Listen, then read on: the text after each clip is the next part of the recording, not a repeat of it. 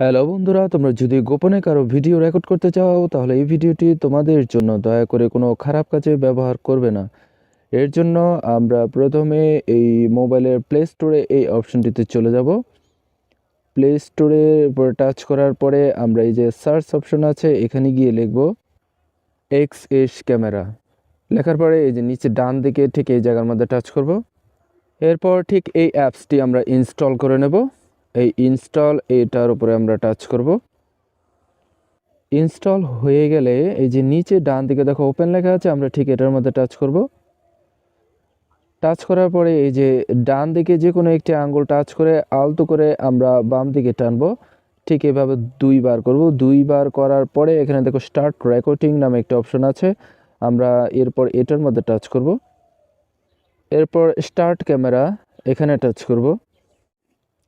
এরপর এই যে গ্র্যান্ড নামে একটা অপশন চলে এসেছে, এটার মধ্যে টাচ করব। টাচ করার পরে সবার উপরে ঠিক এই জায়গায় টাচ করব। তারপরে অ্যালাও এখানে টাচ করব। টাচ করার পরে এই যে দেখো ডিসপ্লে ওভার আদার অ্যাপস এইরকম একটা অপশন চলে আসবে। এখানে অনেকগুলো অ্যাপস শো করবে।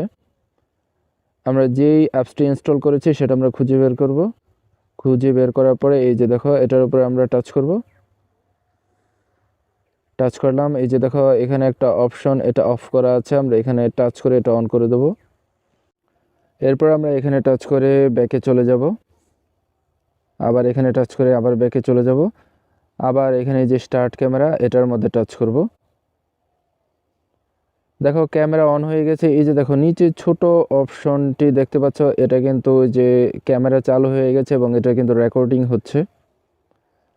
তোমরা চাইলে সম্পূর্ণ ডিসপ্লেটা কিন্তু অফ করে দিতে পারো পাওয়ার বাটনে টাচ করে, তবে মোবাইল যেন বন্ধ না হয় সেই দিকটা খেয়াল রাখবে।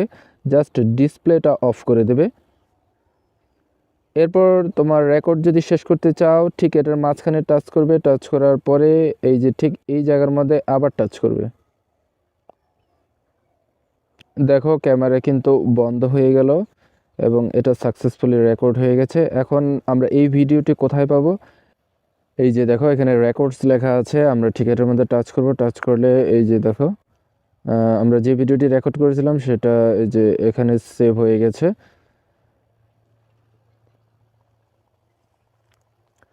এখন এই ভিডিওটা যদি আমি এখান থেকে গ্যালারিতে নিতে চাই তাহলে এই যে ডান দিকে 3 ডট আছে এটার মধ্যে টাচ করব। টাচ করার পরে এই যে সেভ টু গ্যালারি এটার মধ্যে টাচ করলে কিন্তু এটা আমার মূল গ্যালারিতে ভিডিওটি চলে যাবে। আশা করি বন্ধুরা বুঝতে পেরেছো। ভিডিওটি যদি ভালো লাগে তাহলে সাবস্ক্রাইব করার অনুরোধ রইল।